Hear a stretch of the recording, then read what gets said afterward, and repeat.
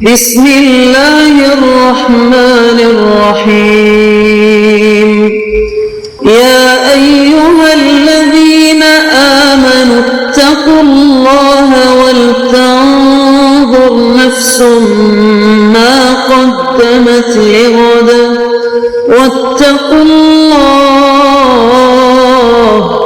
ان اللہ خبیر بما تعملون۔ اے ایمان والو، اللہ سے ڈرتے رہو اور ہر شخص کو دیکھنا چاہیے کہ اس نے کل یعنی آخرت کے لیے کیا سامان بھیجا ہے، اور ہم پھر کہتے ہیں کہ اللہ سے ڈرتے رہو، بے شک اللہ تمہارے سب اعمال سے خبردار ہے۔ بسم اللہ الرحمن الرحیم، الحمد للہ رب العالمین، والصلاة والسلام على اشرف الانبیاء والمرسلین وعلى آلہ واصحابہ اجمعین ومن تبعہم بإحسان الى یوم الدین۔ قابل صد احترام حضرات شائقین و شائقات سچا پیغام، السلام علیکم ورحمۃ اللہ وبرکاتہ۔ آج کی محفل میراث النبی کے نورانی پروگرام میں آپ کا استقبال ہے۔ اہلا و سہلا مرحبا۔ ہم آپ تمام حضرات و مستورات کا خیر مقدم کرتے ہیں۔ محترم حضرات و خواتین، تعلیم کا آغاز ہو رہا ہے۔ سب سے پہلے آداب تعلیم کا لحاظ کرتے ہوئے تعلیم کی طرف متوجہ ہو جائیں۔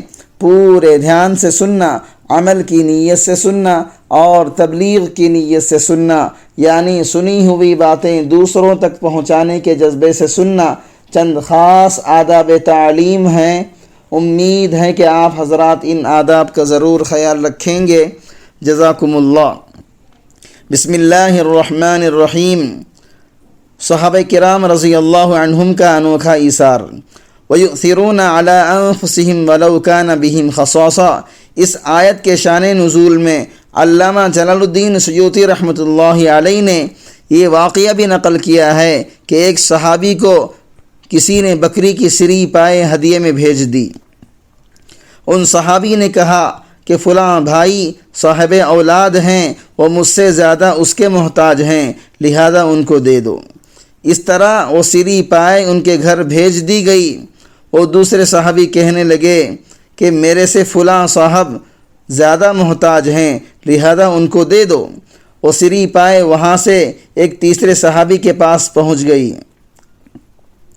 اس طرح ایک سے دوسرے اور دوسرے سے تیسرے گھر ہوتی ہوتی 7 گھروں کا چکر لگا کر، اور بعض روایتوں میں آتا ہے کہ 9 گھروں کا چکر لگا کر وہ سری پائے پھر پہلے صحابی کے پاس ہی آ گئی۔ اس پر مذکورہ آیت نازل ہوئی۔ یہ تھا صحابہ کرام رضی اللہ عنہم کا انوکھا ایثار کہ اس حالت میں بھی ہر ایک کو دوسرے کی فکر لاحق ہے۔ نزاع کی حالت میں حضرات صحابہ کرام کا ایثار۔ حضرت ابو جہم ابن حذیفہ رضی اللہ عنہ صحابی رسول ہیں۔ انہوں نے بڑی لمبی عمر پائی تھی، زمانے جاہلیت کو بھی پایا اور زمانہ اسلام کو بھی پایا۔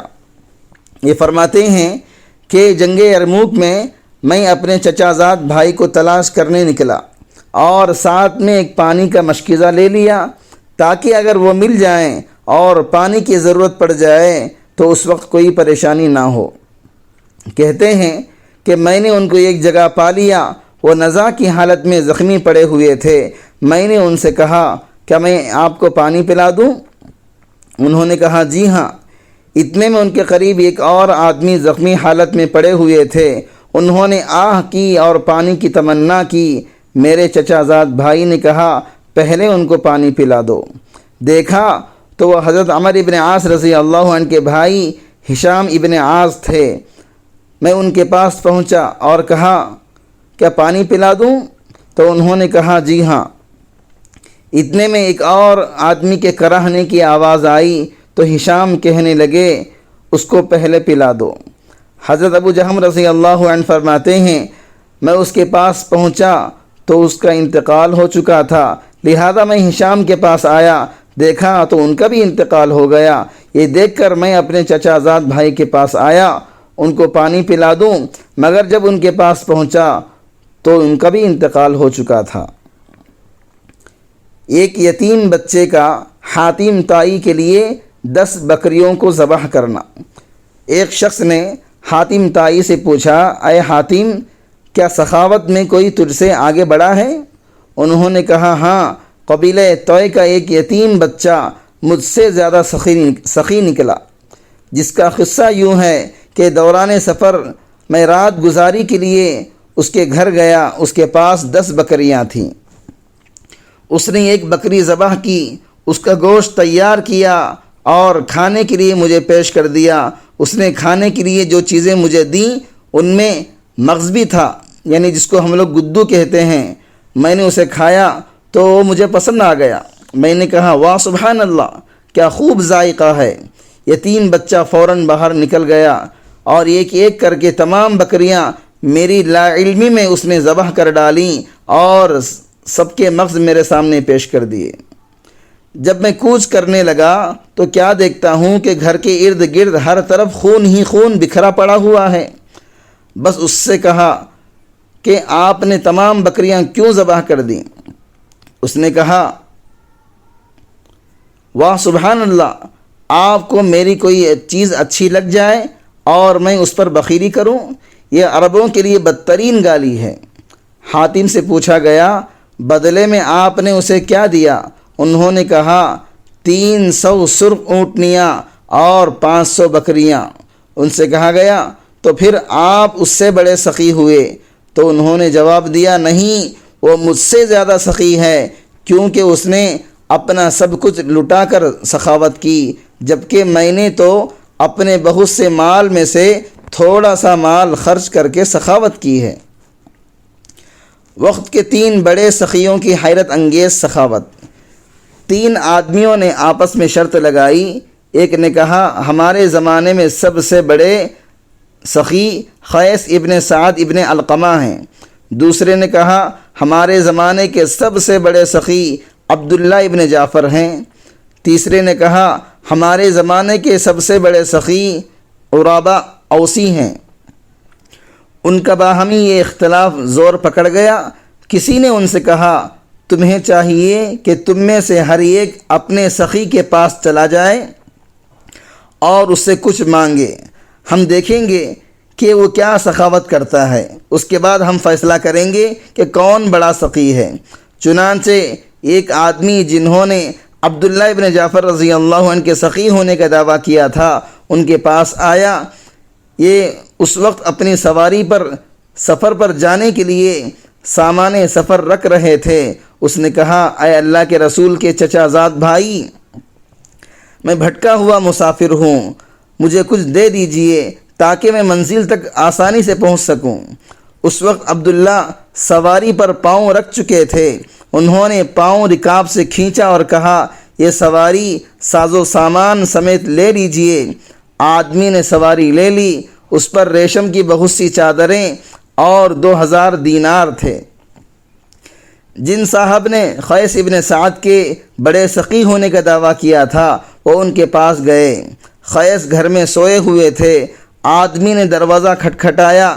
گھر سے ان کی لونڈی باہر نکلی اور کہا، وہ سوئے ہوئے ہیں، آپ اپنی آمد کا مقصد بتائیے۔ انہوں نے کہا، میں بھٹکا ہوا ہوں، مسافر ہوں، میں ان کے در پر اس لیے آیا ہوں تاکہ وہ میری مدد کر سکیں اور میں اپنا سفر جاری رکھ سکوں۔ لونڈی نے کہا، آپ کی حاجت کو پورا کرنا ان کو بیدار کرنے سے میرے لیے زیادہ آسان ہے۔ پھر وہ اندر چلی گئی۔ تھوڑی دیر کے بعد جب وہ لوٹی تو اس کے پاس 300 دینار کی ایک تھیلی تھی۔ اس نے وہ تھیلی ان کو پکڑائی اور کہا، اونٹوں کے باڑے میں جاؤ، ان میں سے اپنے لیے ایک سواری پسند کر لو، اس پر سوار ہو کر اپنی راہ لے لو۔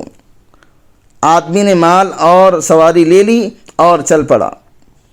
جب قیس نیند سے بیدار ہوئے تو لونڈی نے ان کو مسافر کی آمد اور اسے دینار اور سواری دینے سے آگاہ کیا۔ قیس نے اس کے فیصلے سے خوش ہو کر اسے آزاد کر دیا۔ جن صاحب نے عرابہ کے زیادہ سخی ہونے کا دعویٰ کیا تھا وہ جب عرابہ کے پاس پہنچے، وہ عرابہ اس وقت نابینا ہو چکے تھے اور 2 غلاموں کے کندھوں پر سہارا لے کر گھر سے مسجد جا رہے تھے۔ اس نے کہا، اے عرابہ، میں بچھڑا ہوا مسافر ہوں، تیری نوازش کا طلبگار ہوں۔ انہوں نے کہا، ہائے کم بختی، بخدا حالات نے عرابہ کے گھر 1 درہم بھی نہیں چھوڑا، لیکن بھتیجے تم یہ دونوں غلام لے لو۔ اس نے کہا، میں آپ کے دونوں کندھوں کو کاٹنا نہیں چاہتا۔ عرابہ نے کہا، بخدا یہ آپ کو لینے پڑیں گے، اگر آپ نہیں لیتے تو میری طرف سے یہ دونوں آزاد ہیں۔ اور فوراً اپنے ہاتھ ان کے کندھوں سے کھینچ لیے۔ بعد ازیں وہ کبھی اس دیوار سے ٹکراتے اور کبھی اس دیوار سے ٹکرا کر گر جاتے، یوں ہی گرتے پڑتے۔ جب گھر لوٹے تو ان کے چہرے میں زخم کے کئی گہرے نشانات پڑ چکے تھے۔ جب تینوں جمع ہوئے تو فیصلہ یہ ہوا کہ سب سے بڑے سخی عرابہ اوسی ہیں۔ محترم ناظرین کرام، اس دینی اور ایمانی بیان کو سننے کے دوران ہی اس کو لائک کر دیجئے اور شیئر بھی کر دیجئے تاکہ دوسرے بھی اس سے فائدہ اٹھا سکیں۔ اللہ آپ کو جزائے خیر عطا فرمائے۔ شاہ روم کے حضرت امیر معاویہ رضی اللہ عنہ سے 5 انوکھے سوالات۔ حضرت عبداللہ ابن عباس رضی اللہ عنہما فرماتے ہیں کہ شاہ روم نے حضرت امیر معاویہ رضی اللہ عنہ کی جانب خط لکھا جس میں درج ذیل سوالات پوچھے۔ سب سے افضل کلام کون سا ہے؟ اور اس کے بعد دوسرا، تیسرا، چوتھا اور 5واں افضل ترین کلام کون سا ہے؟ دوسرا سوال، شاہ روم نے لکھا کہ اللہ تعالیٰ کے نزدیک معزز ترین بندہ کون ہے اور معزز ترین بندی کون ہے؟ شاہ روم نے اپنے خط میں حضرت امیر معاویہ رضی اللہ عنہ سے سوال کیا کہ وہ 4 نفوس کون سے ہیں جنہوں نے اپنی ماؤں کے پیٹ میں اپنے پاؤں نہیں پھیلائے۔ سوال نمبر 4، شاہ روم نے خط کے ذریعے حضرت امیر معاویہ رضی اللہ عنہ سے سوال کیا کہ وہ کون سی قبر ہے جو صاحب قبر کو لیے ہوئے چلتی پھرتی ہے۔ سوال نمبر 5، شاہ روم نے خط کے ذریعے حضرت امیر معاویہ رضی اللہ عنہ سے المجرہ، القوس اور اس جگہ کے متعلق دریافت کیا جہاں سورج صرف 1 مرتبہ طلوع ہوا ہے، نہ کبھی اس سے پہلے طلوع ہوا ہے اور نہ کبھی اس کے بعد اس جگہ سورج طلوع ہوگا۔ جب حضرت امیر معاویہ رضی اللہ عنہ نے شاہ روم کا خط پڑھا تو حضرت عبداللہ ابن عباس رضی اللہ عنہما کی طرف یہ سوالات بھیج دیے کہ آپ ان کے جوابات لکھیں اور میری طرف روانہ کریں۔ بس حضرت عبداللہ ابن عباس رضی اللہ عنہما نے حضرت امیر معاویہ رضی اللہ عنہ کو جوابی خط لکھا کہ بے شک سب سے افضل کلام لا الہ الا اللہ یعنی کلمہ اخلاص ہے۔ اس کلمے کے بغیر کوئی نیک عمل مقبول نہیں ہوگا۔ اس کے بعد افضل ترین کلام سبحان اللہ و بحمدہ ہے جو اللہ تعالیٰ کی رحمت کا باعث ہے۔ اس کے بعد افضل ترین کلام الحمدللہ ہے جو کہ کلمہ شکر ہے۔ اس کے بعد افضل ترین کلام اللہ اکبر ہے اور 5واں افضل ترین کلام لا حول ولا قوت الا باللہ ہے۔ دوسرا جواب، اللہ تعالیٰ کی مخلوق میں سے افضل ترین بندہ حضرت آدم علیہ السلام ہیں۔ اللہ تعالیٰ نے اپنے ہاتھ سے حضرت آدم علیہ السلام کو پیدا فرمایا اور پھر ان کو تمام چیزوں کے نام سکھا دیے۔ اور اللہ تعالیٰ مخلوق میں سے معزز ترین بندی اللہ تعالیٰ کی مخلوق میں سے معزز ترین بندی حضرت مریم رضی اللہ عنہا ہیں جنہوں نے اپنی عصمت کی حفاظت کی۔ پس اللہ تعالیٰ نے ان کے شکم میں اپنے حکم سے روح پھونک دی۔ جواب نمبر 3، وہ 4 نفوس جنہوں نے اپنی ماں کے بطن میں پاؤں نہیں پھیلائے ہیں، حضرت آدم علیہ السلام، حضرت حوا، حضرت صالح علیہ السلام کی اونٹنی اور وہ مینڈھا جسے حضرت اسماعیل علیہ السلام کے فدیے میں اللہ تعالیٰ نے نازل فرمایا تھا۔ یہ بھی کہا گیا کہ حضرت موسیٰ علیہ السلام کا عصا ہے جو زمین پر گرتے ہی اژدہا بن گیا تھا۔ رہی وہ قبر جو صاحب قبر کو لیے ہوئے چلتے پھرتی ہے، پس وہ مچھلی ہے جس نے حضرت یونس علیہ السلام کو نگل لیا تھا اور وہ حضرت یونس علیہ السلام کو اپنے شکم میں لیے سمندر میں گھومتی پھرتی تھی۔ جواب نمبر 5، المجرا سے مراد آسمان کا دروازہ ہے، اور القوس قوم نوح کے غرق ہونے کے بعد یعنی ڈوب جانے کے بعد اہل زمین کے لیے امان کی نشانی کو کہتے ہیں۔ وہ جگہ جہاں سورج ایک مرتبہ طلوع ہوا ہے، نہ پہلے کبھی طلوع ہوا اور نہ دوبارہ طلوع ہوگا، پس وہ جگہ بحر قلزم کا وہ راستہ ہے جو اللہ تعالیٰ نے بنی اسرائیل کے لیے دریا کو پار کرنے کے لیے خشک کر دیا تھا۔ پس جب یہ خط حضرت امیر معاویہ رضی اللہ عنہ کے پاس پہنچا تو انہوں نے یہ خط شاہ روم کی طرف بھیج دیا۔ شاہ روم تمام سوالات کے صحیح جوابات پا کر حیرت میں پڑ گیا اور حضرت عبداللہ ابن عباس رضی اللہ عنہما کی علمی فہم کی تعریف کرنے لگا۔ کفارہ مجلس کی دعا پڑھ لیجئے۔ سبحانک اللہم و بحمدک، اشہد ان لا الہ الا انت، استغفرک و اتوب الیک۔